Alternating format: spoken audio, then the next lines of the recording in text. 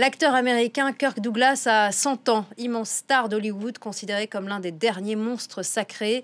Il doit fêter son anniversaire aujourd'hui, cérémonie d'hommage ce vendredi de toute la profession. Et on en parle avec Thomas Borez, notre chroniqueur cinéma. Alors tout d'abord, quels ont été ses grands succès, ses grands films? Il y a énormément. Ce qui est sidérant avec Kirk Douglas, c'est qu'il s'est essayé à tous les styles. C'est-à-dire que son physique, à la fois on va dire de bellâtre, pouvait en faire un jeune premier, mais aussi il avait un physique très sec. Il pouvait en faire aussi un petit caïd. C'est ce qui explique qu'il a surfé entre les genres. Le cinéma d'aventure, 20 milieux sous les mers, ou encore Les Vikings de Richard Fleischer, qui sont vraiment des immenses films en cinémascope qui incarnent une espèce d'âge d'or du cinéma américain. Le western, évidemment, La captive aux yeux clairs, western très engagé d'Howard Hawks sur la restitution, la réhabilitation des Amérindiens aux États-Unis, L'homme qui n'a pas d'étoile de King Vidor, Règlement de compte à Hockey Coral avec son copain Burt Lancaster, où il jouait Doc Holliday.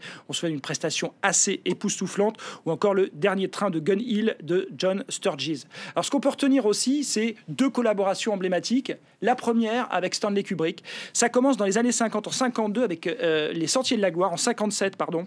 Sentiers de la Gloire, là on voit des images, on le voit là, film en noir et blanc alors que Hollywood est en couleur à ce moment-là. Mais pourquoi? Parce qu'on parle de la Première Guerre mondiale, un film encore une fois très engagé où il va jouer un colonel qui va désobéir aux ordres qu'il juge injustes. C'est lui qui a fait venir Stanley Kubrick sur ce film parce que ce qu'il faut savoir, c'est que Kirk Douglas était aussi quelqu'un qui produisait, qui s'est presque donné ses rôles. Il va aussi faire travailler Kubrick une deuxième fois pour le péplum Spartacus, rôle emblématique aussi, on en reparlera dans un instant. Et l'autre réalisateur emblématique, c'est Vincente Minnelli, Les Ensorcelés, film sur Hollywood, Hollywood qui parle d'Hollywood, La vie passionnée de Vincent Van Gogh, où il est sorti totalement ébranlé en incarnant le peintre. Et enfin, 15 jours ailleurs. 15 jours ailleurs, il n'est pas très connu, mais pourtant c'est le dernier film qu'il va faire Vincente Minnelli, où Kirk Douglas joue un acteur un petit peu désabusé, qui revient de cure et qui va réessayer de refaire surface à Cinecittà, à Rome. Film magnifique, je vous propose de regarder la bande-annonce où on le voit, donc Kirk Douglas qui joue un acteur. Regardez.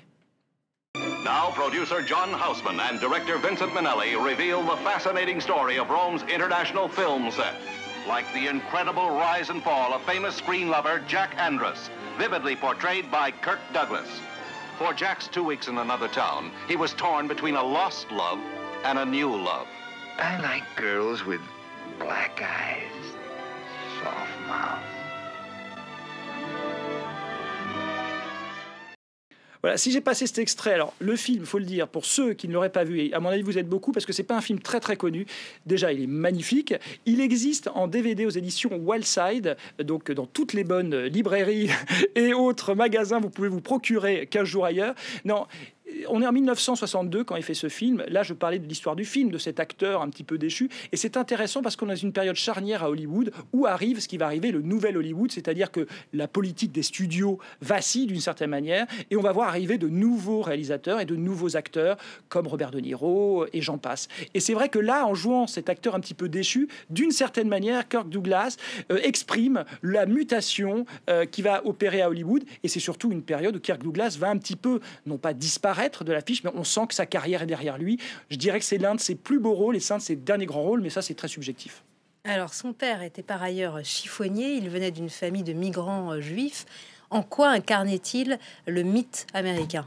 Oui, alors c'est vrai que c'est assez prodigieux quand on se rend compte de l'âge de Kirk Douglas, 100 ans, rappelons-le, 1916, c'est-à-dire qu'il est né pendant la Première Guerre mondiale, qu'il a connu la Grande Dépression, puis la Seconde Guerre mondiale, et j'en passe. Et effectivement, vous avez raison de le dire, il est né sur le sol américain, mais ses parents étaient des immigrés juifs de l'Empire russe, analphabètes, chiffonniers, donc il est arrivé vraiment, il incarne d'une certaine manière la personne qui est partie tout en bas de l'échelle. Il raconte d'ailleurs dans ses multiples biographies, Kirk Douglas, qu'il était un peu ostracisé quand il a voulu commencer à devenir comédien. On le regardait en me disant, c'est qui ce fils de chiffonnier qui arrive là? Et le déclic est apparu, apparemment c'est lui qui le raconte, mais c'est une belle histoire. C'est comme ça qu'on façonne aussi les légendes, donc les héros, qu'il a commencé à réciter un poème en classe à l'âge de 9 ans et que là, la classe s'est levée et a applaudi. Donc Kirk Douglas s'est dit, je vais devenir comédien.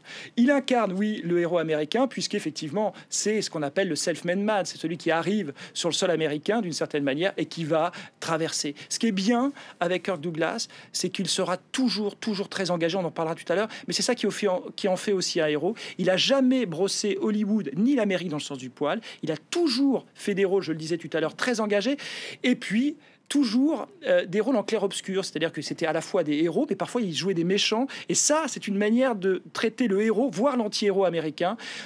C'est emblématique et c'est vraiment exemplaire. Rappelons aussi que Kirk Douglas, dont on revoit le fringant visage, là c'était récemment, il est le père de Michael Douglas. Michael Douglas qui aussi, on les voit là tous les deux, le père et le fils d'ailleurs qui se ressemblent. Les deux ont des carrières exemplaires.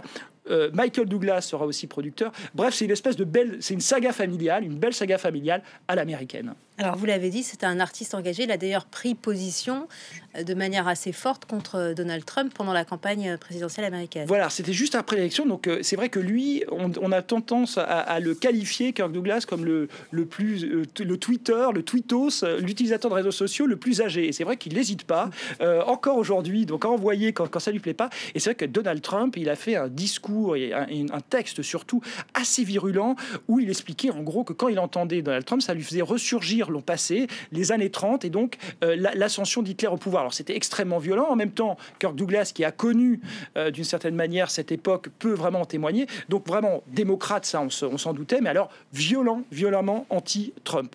L'engagement, je l'ai dit, c'est aussi sur ces films. Le film le plus emblématique, c'est Spartacus. Et l'anecdote, c'est quoi?